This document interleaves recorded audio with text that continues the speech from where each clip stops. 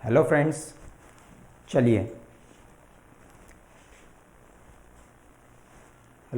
चलिए स्टार्ट करते हैं। देखिए, लास्ट वीडियो में एक तो हमने पेपर डिस्कस किया था प्रीवियस ईयर का, उससे अलग हमने कुछ बेसिक्स देखे थे इंग्लिश के। तो आज आपने थंबनेल जैसे कि देख ही लिया होगा, तो अभी हम उन्हीं बेसिक्स को आगे कंटिन्यू करेंगे और जो हमारे कुछ एक अच्छे क्वेश्चंस हैं उनको डिस्कशन करेंगे। ठीक है दोस्तों, चलिए तो स्टार्ट करते हैं बेसिक्स के पार्ट 2 से।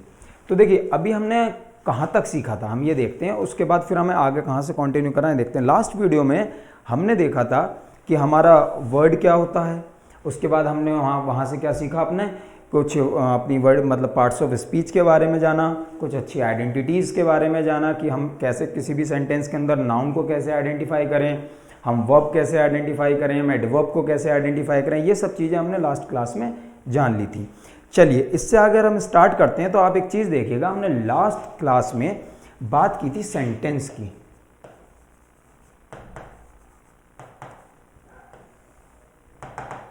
तो हमने सेंटेंस के बारे में ये बोला था, जैसे कि आप लोगों को देख लीजिए, उस लास्ट वीडियो में पढ़ा हुआ है, आप देख लेंगे तो आपको वो मिल जाएगा।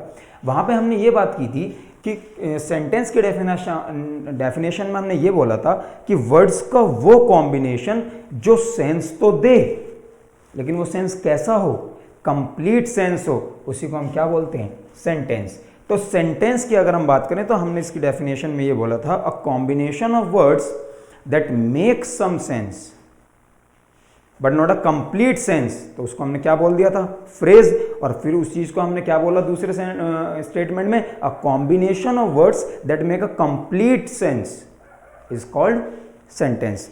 तो अगर आपके ये दोनों पार्ट्स क्लियर हुए तो इसके बाद हम अगली बात करते हैं। अगली बात हम ये जानते हैं कि सेंटेंस में और क्या क्या हो सकता है, ये जानते हैं। देखिए, हमने कहा था कि जो सेंटेंस का कॉम्बिनेशन बनेगा वो ये होगा, क्या होगा, एक सब्जेक्ट होगा सेंटेंस के अंदर, एक वर्ब होगी और एक ऑब्जेक्ट होगा। यही तो सेंटेंस होगा जिसके बारे में हमने बात की थी। चलिए, इससे आगे अगर हम बात करते हैं दोस्तों, तो अब हम ये समझते हैं कि सेंटेंस के कितने पार्ट्स होते हैं। तो आज हम बात करेंगे पार्ट्स ऑफ सेंटेंसेस की। चलिए देखते हैं, आज हम देखते हैं पार्ट्स ऑफ सेंटेंस।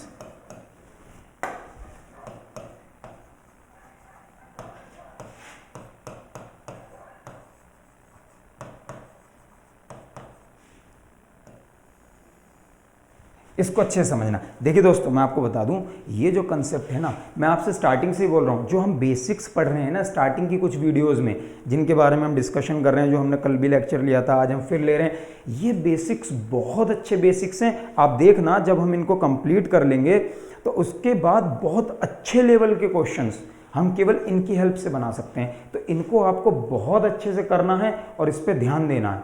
पॉइंट समझ गए? तो देखिए, पार्ट्स ऑफ सेंटेंस की अगर हम बात करें तो सेंटेंस के हमारे कितने पार्ट हुए, हमारे सेंटेंस के होते हैं 2 पार्ट। फर्स्ट पार्ट होता है, क्या होता है सेंटेंस के फर्स्ट पार्ट में, फर्स्ट पार्ट में होता है सब्जेक्ट और सेकंड पार्ट में होता है हमारा प्रेडिकेट। क्लियर है पॉइंट? तो आपको जो समझने की बात है, अगर हम बात करें सेंटेंस के कितने पार्ट्स होंगे, तो सेंटेंस के हमारे पास कितने पार्ट्स होंगे दोस्तों, 2। एक क्या होगा, सब्जेक्ट होगा, और सेकंड क्या होगा, प्रेडिकेट। ये बात आपको समझ आती है? तो अब हम इनको बहुत अच्छे से डिटेल में ये समझते हैं कि ये सब्जेक्ट होता क्या है और ये प्रेडिकेट क्या होता है। ठीक है, देखिए, जैसे मैंने लिखा, इस चीज को समझने के लिए वैसे वही है, एक तो वो ये कि डेफिनेशन है, उसको रट लो। एक इस बात को पहले समझ लेते हैं कि एक्चुअल में है क्या। आपको ये बात समझ आ जाएगी तो फिर हम उसको आगे कंटिन्यू कर लेंगे, फिर ये चीजें हमें क्लियर हो जाएंगी। जैसे देखिए, एक चीज समझना, ये सब्जेक्ट और प्रेडिकेट है क्या एक्चुअल में, आप समझना। देखिए, मैंने लिखा राम इज अ बॉय। तो आप वैसे आपको पता ही है, ये सब बातें आपने देखी हुई हैं, लेकिन यहाँ हम एक अच्छा कंसेप्ट और सीखेंगे। बहुत अच्छे से हमें पता होता है कि ये रहा मेरा सब्जेक्ट, ये रही मेरी वर्ब, और इसको हम अपना ऑब्जेक्ट मान लेते हैं। कुछ ऐसा है जो हमने पढ़ा, तो वही तो सेंटेंस हो ही गया था। वो कॉम्बिनेशन हम पहले ही बता चुके हैं, सब्जेक्ट वर्ब ऑब्जेक्ट वाला। लेकिन एक्चुअल में इसको थोड़ा सा और डिटेल में समझते हैं कि यहाँ से क्या अच्छा क्वेश्चन बन सकता है और क्या चीज़ें हमें सीखने की हैं। तो देखिए, जब हमने बोला पार्ट्स ऑफ सेंटेंस को, तो हमने कहा सेंटेंस के कितने पार्ट हो गए, 2 पार्ट। एक क्या है हमारा सब्जेक्ट और सेकंड क्या हो गया हमारा प्रेडिकेट। ठीक है दोस्तों, चलिए तो देखते हैं, अब हमने बात करी सब्जेक्ट की, सब्जेक्ट क्या होता है इसको देखते हैं पहले हम। तो देखिए ये तो हमें अच्छे से पता है कि सब्जेक्ट जो है वो रहा जो वर्ब के पहले लिखा हुआ है उसको हमने सब्जेक्ट बोल दिया, और जो वर्ब के बाद लिखा हुआ है उसको हम क्या बोल देते हैं, ऑब्जेक्ट बोल देते हैं। ऐसे ही तो करते हैं। लेकिन देखिए इस क्लास में आप थोड़ा सा चीज़ों को अलग तरीके से सीखना। पहली बात आपको जो याद रखनी है और बहुत ज़रूरी है जानना, ये कि हमेशा जो सब्जेक्ट होता है ना, जो सब्जेक्ट होता है वो वर्ब डिसाइड करती है। वर्ब का अपना सब्जेक्ट होता है और वर्ब का अपना ऑब्जेक्ट होता है। पॉइंट समझ रहे हैं मेरी बात? मैं आपसे कहना चाह रहा हूं, इस बात को आप ध्यान से समझना। सब्जेक्ट वर्ब का अपना होता है, ऐसा नहीं होता कि हर वर्ब के पहले दिया गया वर्ड सब्जेक्ट ही होगा। इस बात को आप मेरी को समझ लीजिए और नोट कर लीजिए कि वो सब्जेक्ट जो होता है ये नहीं होता कि जो वर्ब के पहले लिखा है वो हर कोई सब्जेक्ट ही है। आप ऐसा बिल्कुल नहीं कह सकते कि वर्ब के पहले सब कुछ लिखा हुआ सब्जेक्ट है, नहीं। वर्ब का अपना सब्जेक्ट होता है, वर्ब का अपना ऑब्जेक्ट होता है। ये पॉइंट समझना आप मेरी बात में क्यों कहना चाह रहा हूँ। ये बातें हम आगे सीखेंगे धीरे धीरे करके, जैसे जैसे वीडियोस बढ़ती चली जाएंगी। लेकिन आपको पॉइंट समझने वाली बात ये है कि वर्ब का अपना सब्जेक्ट होता है और वर्ब का अपना ऑब्जेक्ट होता है। आप ये नहीं कह सकते कि वर्ब के पहले हमेशा सब्जेक्ट होता है और वर्ब के बाद हमेशा ही ऑब्जेक्ट होता है। क्यों? ये बातें हम एक समय के साथ सीखने वाले हैं। अब यहाँ पे सीखने की क्या बात है, तो देखिए एक चीज़ तो हमें ये पता ही है कि जो हम अब तक सोच पाए कि वर्ब के पहले जो है सब्जेक्ट होता है और वो सब्जेक्ट ये रहा राम, और क्लियर होगी बात। लेकिन एक चीज़ समझना एक्चुअल में है क्या, देखो इस चीज़ को ऐसे समझते हैं। मैंने कहा सब्जेक्ट की डेफिनेशन ये कहती है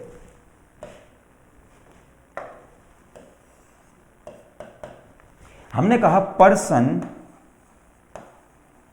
और thing that we talk about. Person और thing that we talk about. Person और थिंग जिसके बारे में हम बात कर रहे हैं उसी को हम क्या बोलते हैं, सब्जेक्ट। तो सब्जेक्ट मीन्स कौन हो गया। सब्जेक्ट की एक डेफिनेशन अगर मैं बोलूं तो दूसरी ये भी कहा मैंने कि सब्जेक्ट को अगर मैं ऐसे कहूं कि वो कौन हो गया, डूअर ऑफ एक्शन बोल सकते हैं। मैंने कहा सब्जेक्ट की हमारे पास दो डेफिनेशन बनी, एक बनी पर्सन और thing that we talk about. पहली डेफिनेशन ये कहती है सब्जेक्ट की कि जिसके बारे में हम बात कर रहे हैं वो कौन है, हमारा सब्जेक्ट। और सेकंड डेफिनेशन ये कहती है डूअर ऑफ एक्शन, किसी भी काम को करने वाला। ये दोनों हमारे कौन हो गए, सब्जेक्ट हो गए। ठीक है दोस्तों, फिर हम बात करते हैं प्रेडिकेट की। अभी पहले इनको इनकी डेफिनेशन समझ लीजिए, फिर एग्जाम्पल्स इनको बहुत अच्छे से क्लियर करेंगे और आपको बहुत मजा आएगा। ठीक है, चलिए देखते हैं। अब हमने अगली बात करी प्रेडिकेट क्या है। प्रेडिकेट की डेफिनेशन हमने बोली whatever we speak about the subject is called predicate. Nikki, Madhu, Shiv, good morning दोस्तों। चलिए देखते हैं एक बार। हमने कहा जो देखिए जो भी स्टूडेंट्स आप में से लाइव हैं, अगर आपको कोई डाउट हो तो आप लोग पूछते हुए चलना।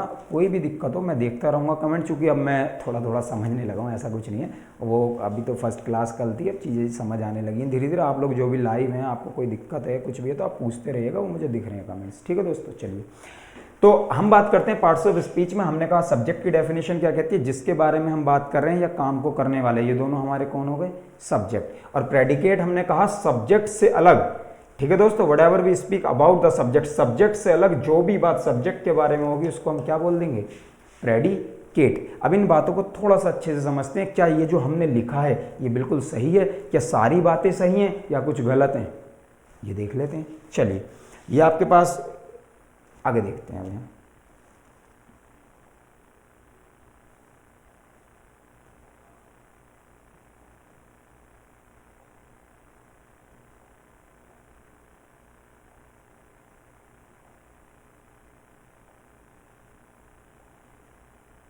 ठीक है, देखिए यहां पे समझना क्या, आप इस बात को समझने के लिए हम कुछ अच्छे एग्जांपल्स को समझते हैं, वहां से हमें बात समझ आएगी। चलिए देखिए, मैंने लिखा बहुत simple example, Ram is a boy.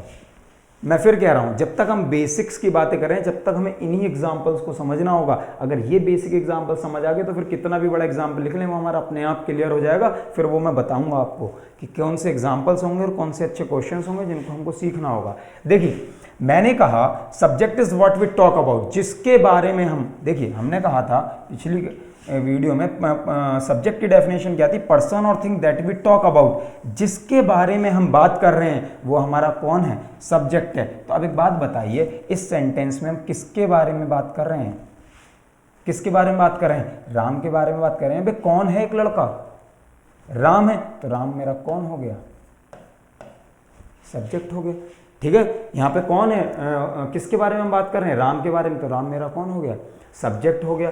दूसरी बात मैंने कहा कि सब्जेक्ट की डेफिनेशन क्लियर हुई आपको, तो सब्जेक्ट की डेफिनेशन क्या कहती है, पर्सन और thing that we talk about, जिसके बारे में हम बात कर रहे हैं वो हमारा कौन हो गया, सब्जेक्ट हो गया। चलिए हमने राम को क्या बोल दिया, सब्जेक्ट हो गया। कौन है लड़का, राम, तो राम के बारे में हम बात कर रहे हैं, राम हमारा सब्जेक्ट हो गया, कोई दिक्कत नहीं है। आगे हमने कहा कि प्रेडिकेट क्या है, Whatever we speak about the subject, जो भी बोलते हैं हम किसके बारे में, सब्जेक्ट के बारे में, उस पूरे को हम क्या बोल देते हैं, प्रेडिकेट बोल देते हैं। तो देखिए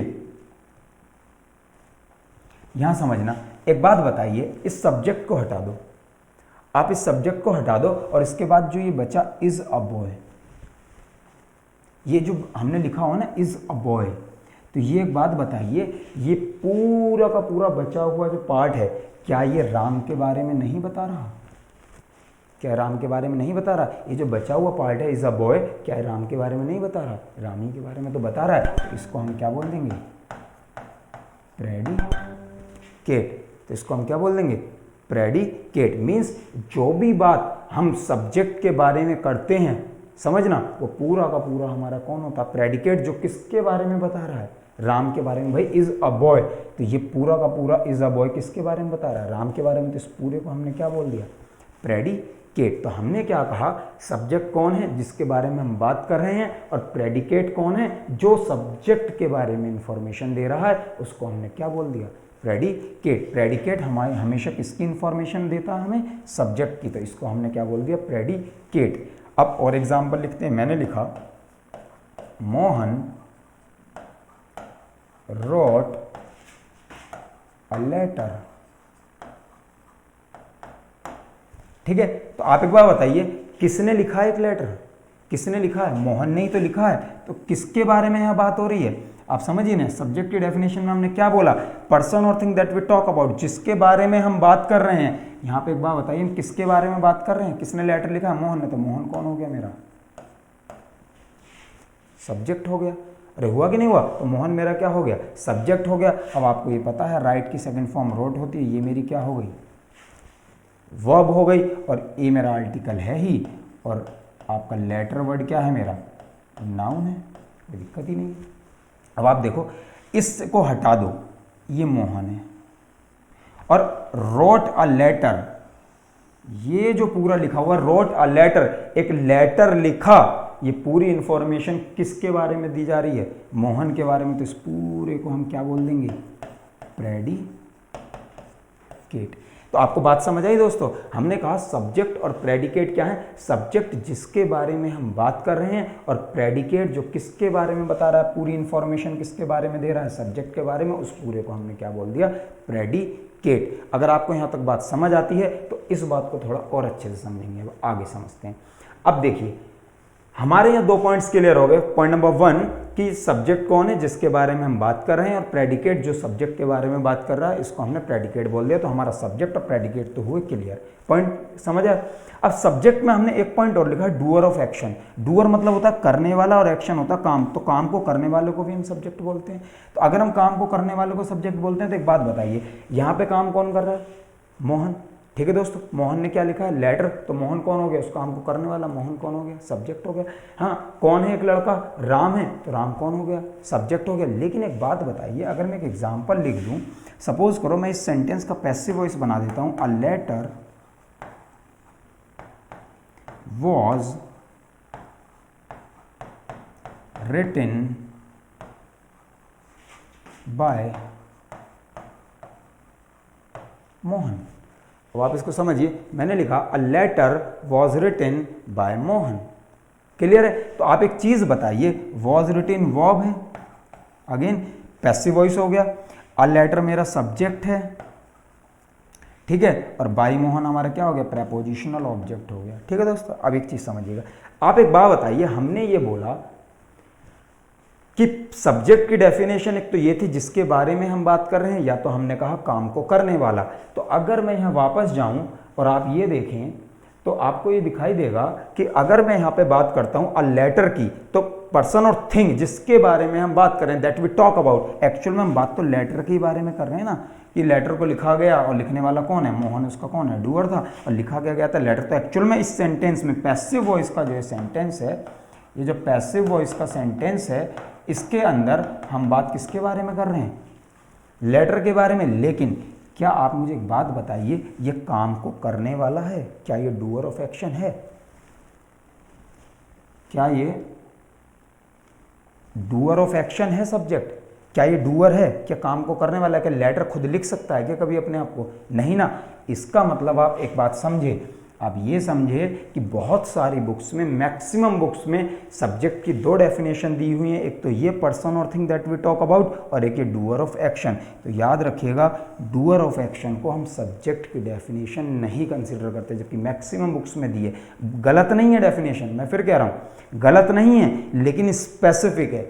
आप केवल एक्टिव वॉइस में सब्जेक्ट को क्या बोल सकते हैं, डूअर ऑफ एक्शन। आप समझना मेरी बात, मैं क्या कर रहा हूँ, एक्टिव वॉइस में सब्जेक्ट डूअर होता है, आप समझिए, क्योंकि करने वाला मोहन है। लेकिन जब आपने पैसिव बना दिया, क्योंकि ये तो एक्टिव वॉइस थी,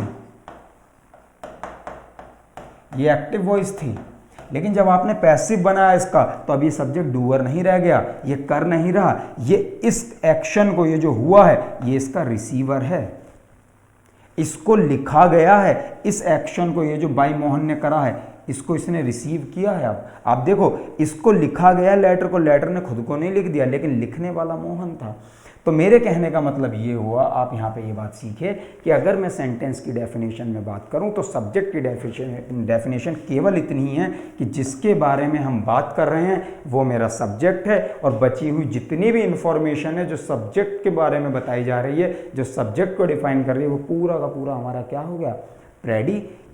और बाकी हम सब्जेक्ट को डूअर ऑफ एक्शन नहीं बोलेंगे, इसलिए नहीं बोलेंगे क्योंकि डूअर ऑफ एक्शन स्पेसिफिक हो गया केवल एक्टिव वॉइस के लिए। पैसिव वॉइस में सब्जेक्ट कभी भी डूअर नहीं होता, रिसीवर हो जाता है, और फिर ये डेफिनेशन गलत हो जाएगी।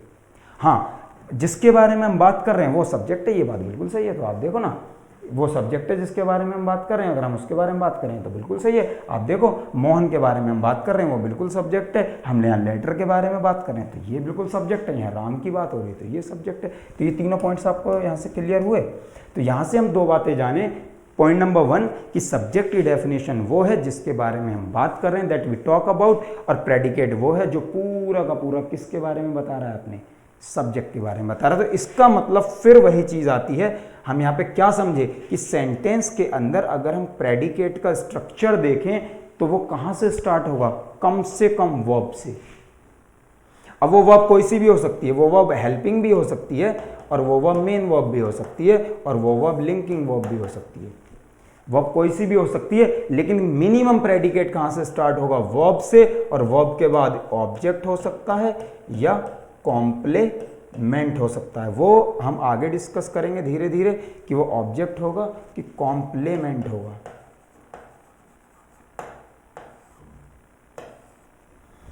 पॉइंट आपको क्लियर होता है, समझ आया दोस्तों। तो हमने कहा कि सब्जेक्ट वो है जिसके बारे में हम बात कर रहे हैं, तो वो तो हमारा एक वर्ड में सब्जेक्ट खत्म हो गया, उसमें हमें कोई इशू है ही नहीं, वो एक लाइन में बात खत्म हो गई। सब्जेक्ट राम है, इसकी बात हो रही है इस स्टेटमेंट के अंदर पर्टिकुलर के।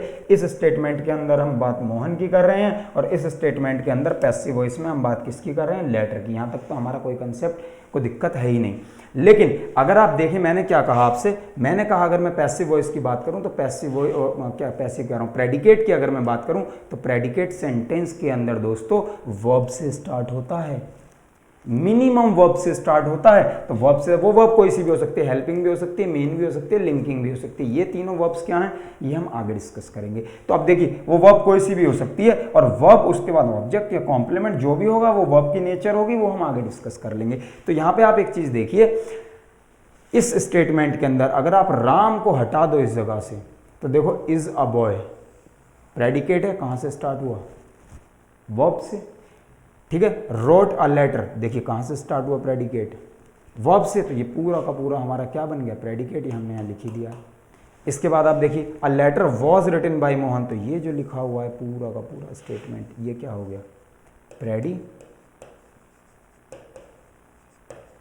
और देखिए कहाँ से स्टार्ट हुआ है, वर्ब से।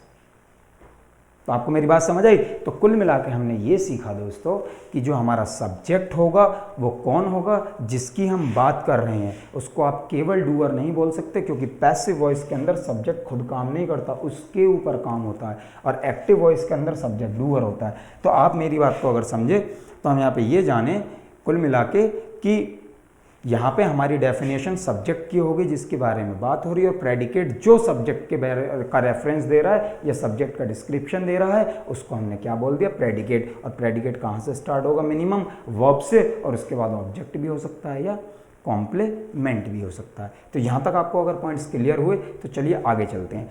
अब एक पॉइंट आपको याद होगा, जब हमने क्लास स्टार्ट करी थी तो हमने एक बात बोली थी कि मैंने कहा था कि दोस्तों वर्ब का अपना सब्जेक्ट होता है और वर्ब का अपना ऑब्जेक्ट होता है। ये बात आपको जाननी बहुत ज़रूरी है। कहने का मेरा मतलब क्या है, कहने का मेरा मतलब ये है आपसे कि आप ये नहीं कह सकते कि हमेशा वर्ब के पहले सब्जेक्ट होता है और हमेशा वर्ब के बाद ऑब्जेक्ट होता है, ऐसा कुछ नहीं होता। आप ये नहीं कह सकते कि जी यहाँ भी तो ऐसे दिख रहा हमेशा सब्जेक्ट वर्ब के पहले ही होगा, ऐसा नहीं होता।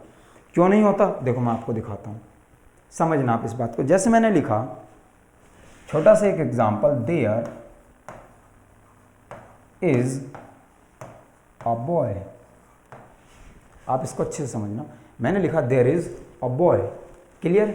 फिर हमने एक एग्जाम्पल लिखा देयर आर टू बॉयज। फिर हमने लिखा यहां पे देयर आर टू बॉयज। अब आप एक बात समझिए, देखो ये वर्ब, ये आगे स्टेटमेंट लिखा है, ये वर्ब, ये भी आगे स्टेटमेंट लिखा हुआ है, ठीक है। अब आप देखिए ध्यान से समझना, एक यहाँ देयर लिखा है, एक यहाँ पे देयर लिखा है। चलिए हमने कहा था कि अगर हम ये मान लें कि वर्ब हमेशा, सब्जेक्ट हमेशा कहाँ होगा, वर्ब के पहले होगा। अगर हम इसको ये डिसाइड कर दें और हम इसको सब्जेक्ट मान लेते हैं, अगर हमने इसको सब्जेक्ट मान लिया तो आप मुझे एक बात बताइए, सेंटेंस के अंदर जो वर्ब डिसाइड होती है वो किसके अकॉर्डिंग होती है, सब्जेक्ट के अकॉर्डिंग होती है। तो इसका मतलब क्या फिर मैं ये बोल दूं दोस्तों कि क्या नाम है, जो ये इज है ये देयर की वजह से आया। अगर ये इज इस देयर की वजह से आया है, आप मेरा पॉइंट समझना मैं क्या कह रहा हूं, अगर ये इज इस देयर के कारण से आया है तो फिर एक बात बताइए, यहाँ पे इस देयर के वजह से इज आया तो इज आ गया, और इसी देयर की वजह से यहाँ पे ये आर हो गया, ऐसा क्यों हो गया फिर? आप सोच के देखिए भाई, आपका जो सब्जेक्ट होगा उसकी एक ही नेचर हो सकती है, केवल सेकंड पर्सन के प्रोनाउन यू को छोड़ दें तो आप सॉरी यू को भी नहीं छोड़ सकते, यू तो खुद ही प्लूरल में रहती है वर्ब उसकी, वो मैं गलत बोल गया। आप देखिए मैंने कहा कोई भी पर्सन हो, कोई भी पर्सन हो या प्रोनाउन हो, या तो उसकी वर्ब या तो वो सिंगुलर होगा या तो वो प्लूरल होगा, ये तो कंफर्म है, ठीक है। मैं अगर ही लिखूंगा तो हमेशा इज ही लिखूंगा ना, आप बताइए। अगर मैंने ही लिखा तो हमेशा इज ही लिखूंगा। अब अगर मैं दे कर दूं तो वो ऑब्वियस है, मुझे हमेशा आर ही लिखना पड़ेगा। मैं ऐसा तो नहीं कर सकता कि ही बोला तो इसकी जगह एक बार मन करा इज लिख दिया और एक बार मन करा आर लिख दिया, ऐसा तो नहीं कर सकता ना मैं। या दे के साथ जब मेरा मन करे मैं इज लिख दूं, ये भी नहीं कर सकता। तो अगर मैं ऐसा कर नहीं सकता तो आप मुझे एक बात बताइए, मैंने अभी थोड़ी देर पहले बार बार ये बोला, वर्ब का अपना सब्जेक्ट होता है और वर्ब का अपना ऑब्जेक्ट होता है। ये बात आपको बहुत अच्छे से दिमाग में बैठा लेनी है। और अगर ये बात आपको समझ आती है तो आप एक चीज़ देखिए जो आपको बहुत अच्छे से समझ आ रही होगी, कि देखिए यहाँ पे लिखा है बॉय, ठीक है, यहाँ पे क्या लिखा है, बॉय लिखा हुआ है, और आप देखो यहाँ बॉय के आगे आर्टिकल लगा है, आ मीन्स ये जो बॉय वर्ड है, ये जो नाउन है, ये सिंगुलर है, इसलिए यहाँ पे क्या दिखाई दे रहा है आपको, इज। लेकिन यहाँ पे क्या लिखा हुआ है, टू बॉयज, तो ये नंबर कैसा है, प्लूरल है, तो वर्ब आपको कैसी दिखाई दे रही है, प्लूरल। जबकि इस देयर से इस पूरे स्टेटमेंट का कोई भी लेना देना नहीं है। ये पॉइंट आपको समझ आ रहा है? तो यहाँ से आप पता है क्या सीखे, जो मैंने अभी आपसे स्टार्टिंग में स्टार्ट करते ही एक लाइन बोली थी कि वर्ब का अपना सब्जेक्ट और वर्ब का अपना ऑब्जेक्ट ये डिसाइड करेगी वर्ब। कहने का मेरा ये मतलब हुआ कि इस वर्ब का अपना सब्जेक्ट की अगर मैं बात करूं तो देयर सब्जेक्ट नहीं है, देयर सब्जेक्ट नहीं है, सब्जेक्ट है यहाँ पर अ बॉय जो कि सिंगुलर है, यहाँ पे ये सब्जेक्ट है और यहाँ पर 2 बॉयज, ये बॉयज सब्जेक्ट है। अब अगर ये सब्जेक्ट है तो फिर प्रेडिकेट क्या हुआ, ये तो उल्टा हो गया। तो याद रखना ये जो मैंने, देखिए आपको मैं समझा दूं, देखो मैं आपको बता दूं, हेयर, देयर, इट, इन सभी को हम इंट्रोडक्टरी सब्जेक्ट्स बोलते हैं। क्या बोलते हैं? इंट्रोडक्टरी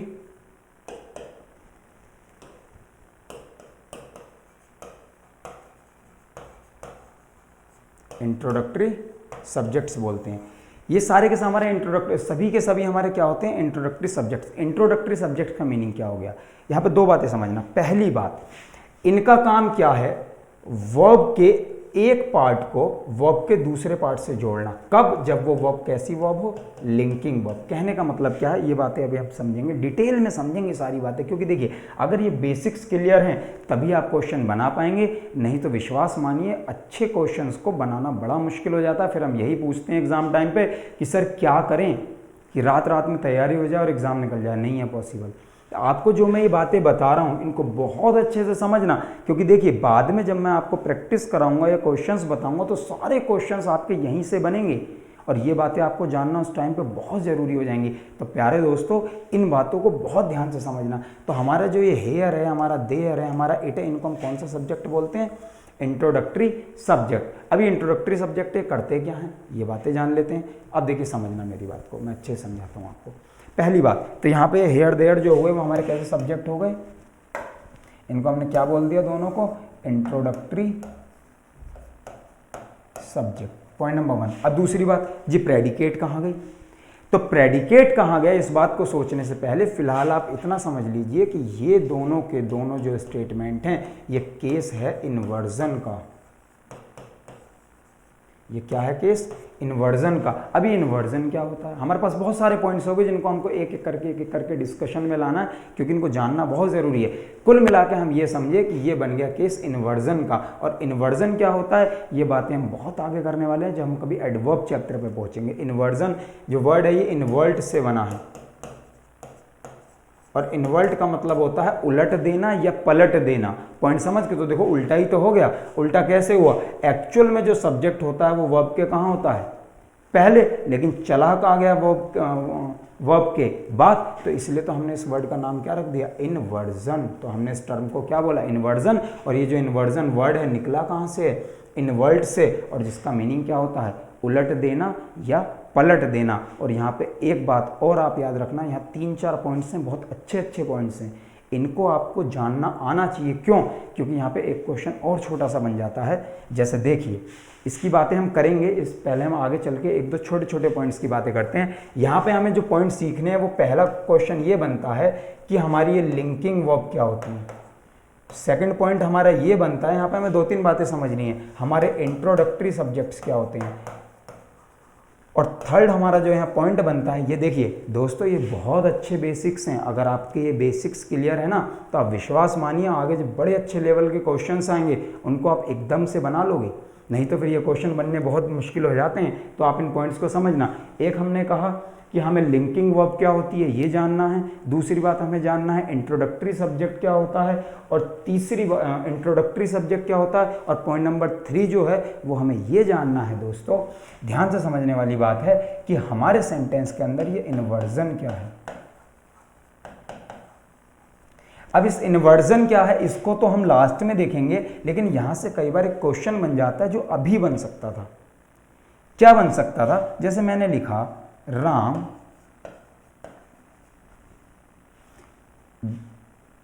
डिड, ऐसे नहीं लिखते, मैंने लिखा राम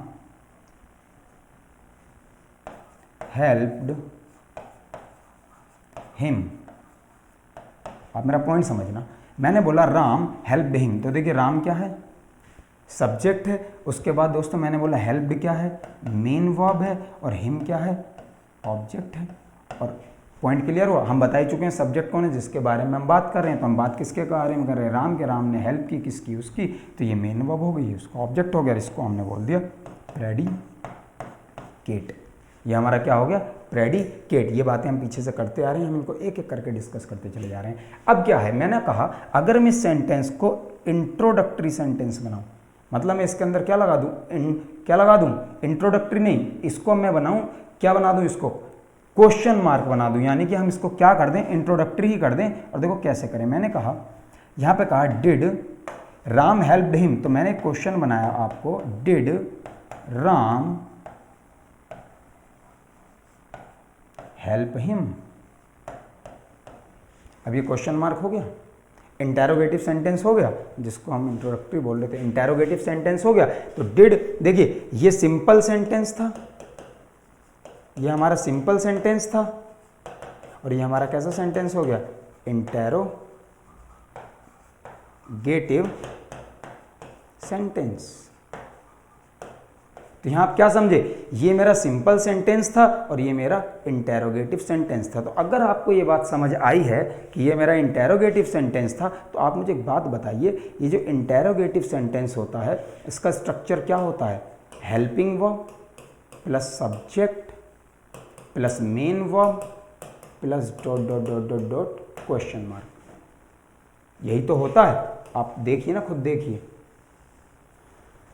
यही तो होता है। लेकिन अगर आप इस चीज़ को समझें तो इंटेरोगेटिव जो सेंटेंस होता है उसका स्ट्रक्चर यही तो होता है। आप देखो, helping verb, subject, main verb plus जो भी आगे स्ट्रक्चर रहा और एंड में क्या लग जाता है, क्वेश्चन मार्क। पॉइंट समझ रहे हैं आप मेरी बात। लेकिन अब आप एक चीज़ और ध्यान से समझना, अब देखो पीछे आओ, अगर आप पीछे आए तो मैंने फिर वही जो मैंने क्वेश्चन किया था उसी क्वेश्चन में मैंने आपको फंसा दिया।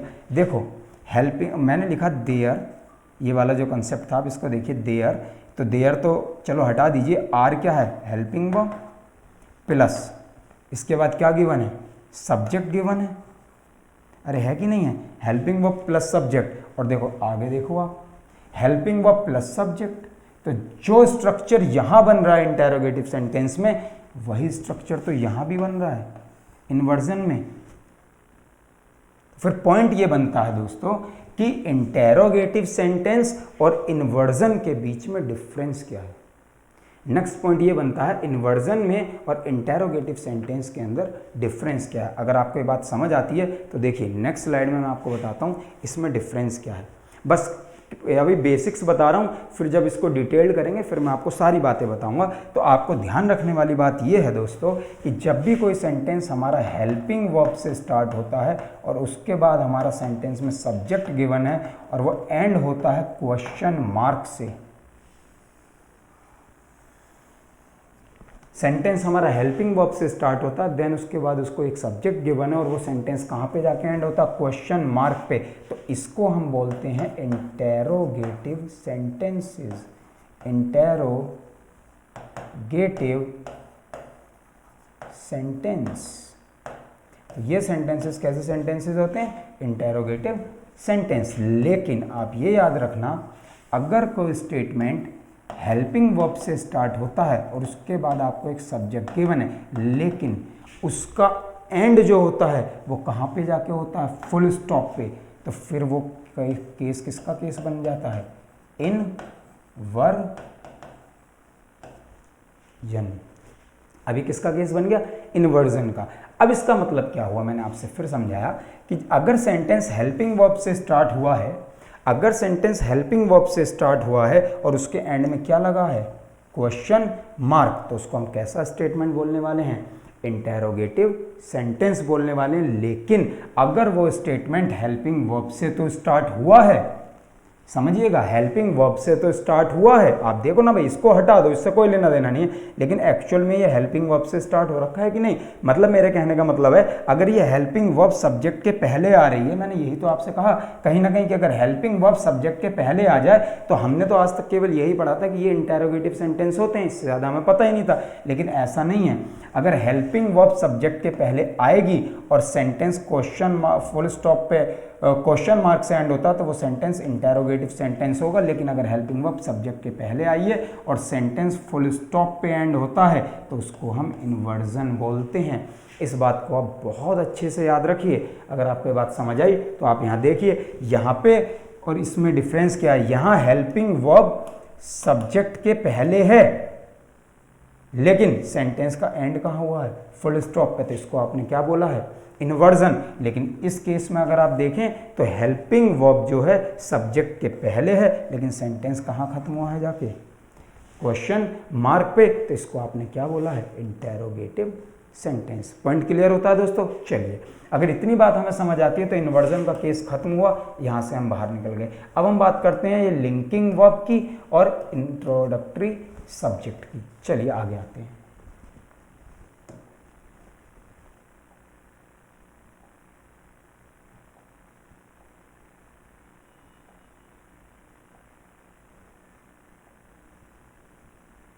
चलिए देखते हैं दोस्तों, अब हम बात करते हैं ये लिंकिंग वर्ब क्या होती है। देखिए यार, आप लोग मेरी बात को ध्यान से समझना, जो मैं आपको समझाना चाह रहा हूँ। अभी तक हमें यही पता था कि एक सेंटेंस जो हमारा लिखा हुआ स्ट्रक्चर है उसके अंदर एक सब्जेक्ट है, एक वर्ब है और एक ये ऑब्जेक्ट है, ठीक है, जिसके बारे में हमने कई बार ये बताया कि ये तो हो भी सकता है, नहीं भी, इसको छोड़ दो, लेकिन कम से कम इतना तो होगा ही होगा, एक सब्जेक्ट और एक वर्ब। तो चलिए, सब्जेक्ट तो क्या है इसके बारे में हम बात कर ही चुके हैं। सब्जेक्ट कौन है जिसके बारे में हम बात कर रहे हैं, वो सब्जेक्ट हो गया, बाकी ये वर्ब है। अब इस वर्ब को कैसे समझें। देखिए, हमने अभी तक जो जाना है वो ये जाना है कि वर्ब या तो हेल्पिंग होगी या तो मेन होगी, लेकिन आप एक चीज़ और भी याद रखना, एक और वर्ब होती है सेंटेंस के अंदर जिसको हम बोलते हैं लिंकिंग वर्ब। इस पॉइंट पे हमें बहुत ज़्यादा काम करना और यहाँ से हमें बहुत ज़्यादा सीखना है। कैसे सीखना है, चलिए अब मैं आपको बताता हूँ। देखिए होगा क्या, इस पॉइंट को सीखने के लिए आप डिटेल में थोड़ा सा चीज़ों को समझना, मैं आपको समझाता हूँ। मैंने बोला, आप एक चीज़ समझना, मैंने बोला, बहुत ध्यान से समझना बेसिक्स। लिंकिंग वर्ब का मतलब क्या है। देखो, इस वर्ड के अंदर एक टर्म यूज हुई है लिंक, लिंकिंग वर्ब। तो लिंकिंग वर्ब का काम क्या होता है, सेंटेंस के एक पार्ट को सेंटेंस के दूसरे पार्ट से लिंक कर देना या जोड़ देना। समझ गए। जैसे मैंने कहा Ram is doing a job,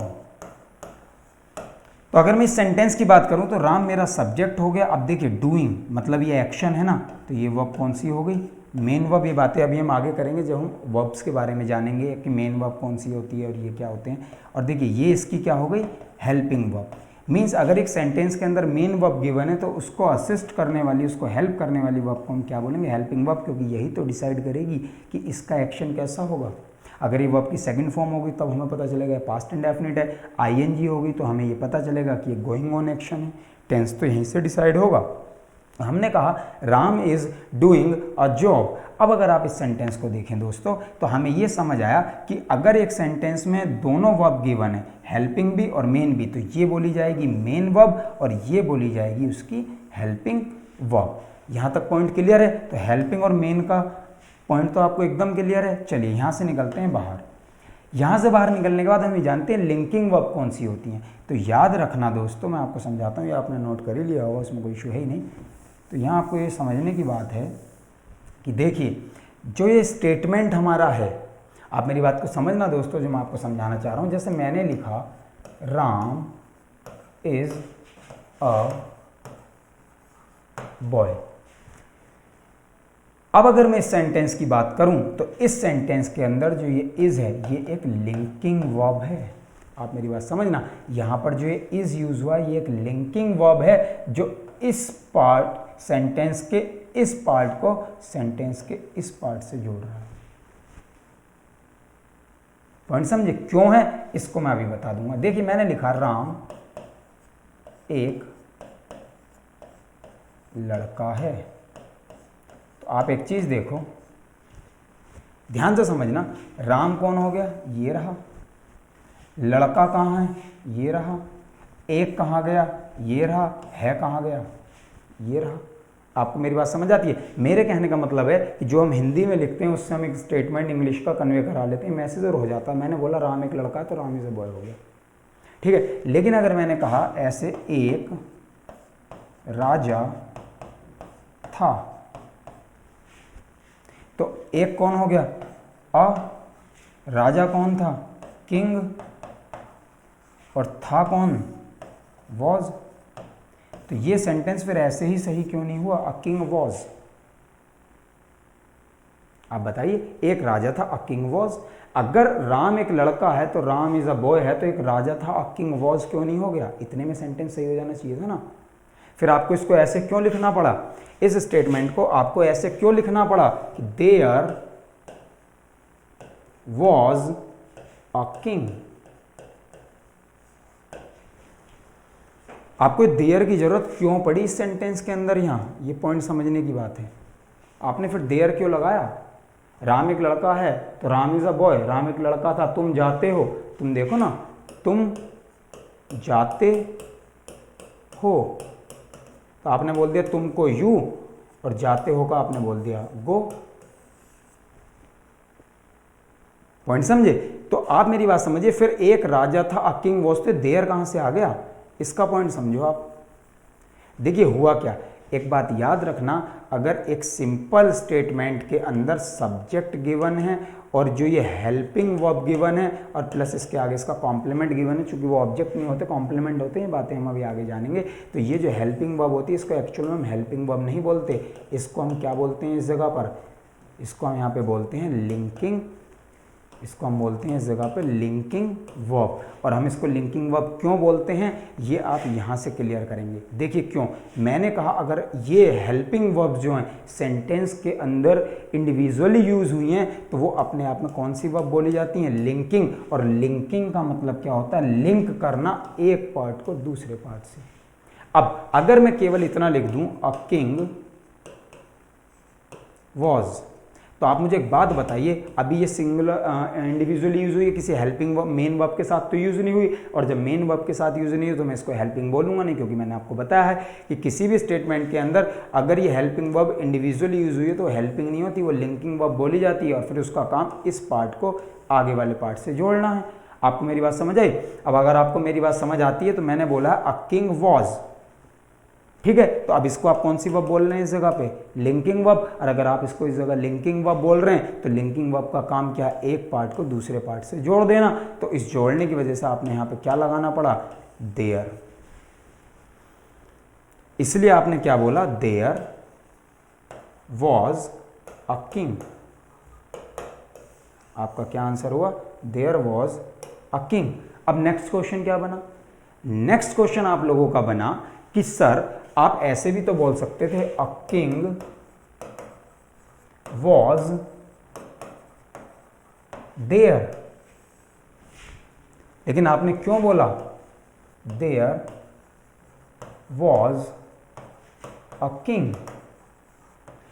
मैंने इसको यहां देयर को आगे इसलिए लगाया क्योंकि अभी हमने पिछली स्लाइड में एक बात की थी और मैंने आपको ये बहुत अच्छे से बताया था कि हेयर, देयर, आपको अच्छे से याद होगा, और इट, ये जो वर्ड्स हैं हमारे पास, ये जो वर्ड्स हैं हमारे पास, इनको एक्चुअल में हम कौन सा सब्जेक्ट बोलते हैं? इंट्रोडक्टरी। इंट्रोडक्टरी का मतलब क्या हो गया? इनको हम सेंटेंस के किस में यूज करते हैं? इंट्रोडक्शन में। और इंट्रोडक्शन की यूज करने की वजह से हम इनको सेंटेंस के कहाँ रखते हैं?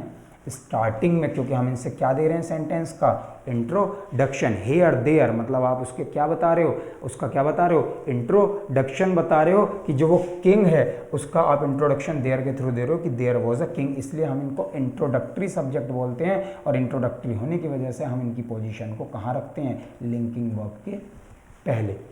पॉइंट समझ आया आपको?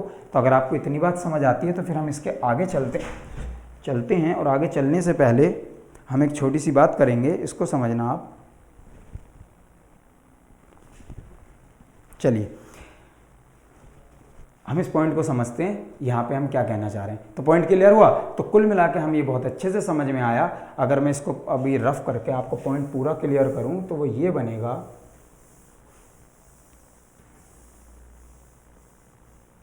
कि सब्जेक्ट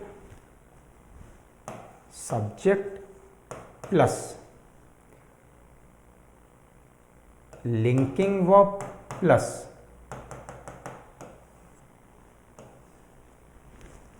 ठीक है दोस्तों, हम कैसे बोल देंगे? There was a king. Point clear? लेकिन अगर सेंटेंस में सब्जेक्ट प्लस हमें यहाँ पे मेन वर्ब मिल जाए, क्या मिल जाए? मेन वर्ब, तो यहाँ पे हम इसको जो रखेंगे वो कौन सी वर्ब होगी? Helping verb. तो अब हम इसको क्या बोल देंगे, Ram is doing a job. Point clear हुआ मेरा, आपको ये बात समझ आई? तो अब हम इसको क्या बोल देंगे, Ram is doing a job. तो अब ये हमारी मेन वर्ब हो गई और ये हमारी कौन सी वर्ब हो गई, हेल्पिंग वर्ब। पॉइंट क्लियर है? तो अगर मेन वर्ब को असिस्ट कर रही है तो हेल्प कर रही है, तो इसलिए हमने इसको बोल दिया हेल्पिंग वर्ब। और अगर ये सेंटेंस के अंदर इंडिविजुअली यूज हुई है तो ये हमारी लिंकिंग वर्ब है। और ये हमारा सेंटेंस कौन सा सेंटेंस हो गया, इन वर्जन का केस हो गया। कैसे? क्योंकि लास्ट में क्या लगा है इसके, फुल स्टॉप। क्लियर हुआ फ्रेंड्स? चलिए आगे चलते हैं। अब आगे चलते हैं तो अब देखिए हमने जो हमारे पॉइंट्स थे ये सारे पॉइंट्स हमने क्लियर कर लिए अपने। पहला कि ये लिंकिंग वर्ब क्या है, सेकंड इंट्रोडक्टरी सब्जेक्ट क्या है, और थर्ड हमारा इन्वर्जन क्या है। तो अगर मैं बात करूं तो हमने यहाँ तक सीख लिया आज की क्लास में कि हमारे सेंटेंस के दो पार्ट्स हुए। एक हुआ हमारा सब्जेक्ट और सेकंड हुआ हमारा प्रेडिकेट। सब्जेक्ट वो है जिसके बारे में हम बातें कर रहे हैं और प्रेडिकेट वो है जो किसके बारे में बता रहा है, सब्जेक्ट के बारे में बता रहा है। और फिर हमने ये देखा कि राम एक सब्जेक्ट है, ये प्रेडिकेट है, वर्ब से प्रेडिकेट स्टार्ट हो जाता है आगे और उसके अंदर ऑब्जेक्ट कॉम्प्लीमेंट हो जाते हैं। दूसरी बात हमने ये बात करी कि जो हमारा डूअर ऑफ एक्शन है वो हर केस में सब्जेक्ट नहीं हो सकता। पैसिव वॉइस में जो होता है वो हमारा सब्जेक्ट रिसीवर हो जाता है, ना कि डूअर रहता है। पॉइंट समझ गए दोस्तों? चलिए आगे चलते हैं। अब आगे चलें, उसके बाद हमने बात करी वर्ब की हेल्पिंग, मेन और लिंकिंग वर्ब। अगर मेन वर्ब के साथ कोई वर्ब यूज हुई है तो वो हेल्पिंग वर्ब बोली जाएगी, हमारी ऑक्सिलरी वर्ब। और जो ऑक्सिलरी वर्ब अगर विदाउट मेन वर्ब यूज हुई तो उसको हम बोलते हैं लिंकिंग वर्ब, क्योंकि ऑक्सिलरी सहायक कर रहा है बस वो। ठीक है दोस्तों? तो फिर उस जगह वो लिंकिंग वर्ब बन जाएगी। बाकी ये कंसेप्ट मैं आपको बता ही चुका। अब यहाँ पे देखिए, मैं आपसे लास्ट लेक्चर में मैंने आपको एक बात बताई थी और यही बात मैं आपको बता रहा हूँ। हम जितना पढ़ रहे हैं सारी चीज़ें कहीं ना कहीं रिलेट होंगी। कैसे होंगी? याद हो तो लास्ट क्लास में हमने सीखा था क्या, आइडेंटिटीज़। और आइडेंटिटीज़ में मैंने कहा था आपसे कि राम इज़ अ बॉय।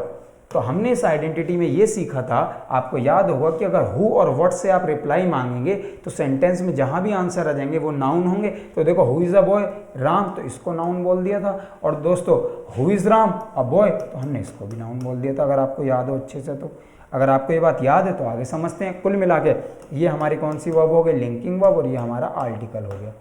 यहाँ तक तो पॉइंट सभी को क्लियर होंगे। अब अगर यहाँ तक के पॉइंट आप,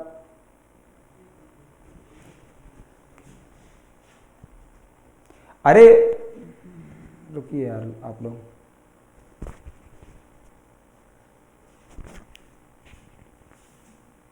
हिमांशु, हिमांशु यार वीडियो फंस गई, बच्चे मैसेज कर रहे हैं सर वीडियो फंस गई।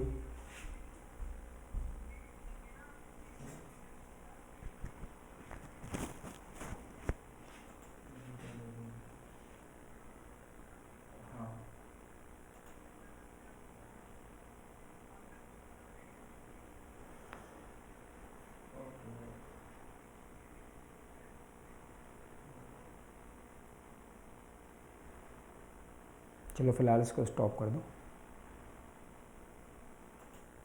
स्टॉप कर दो।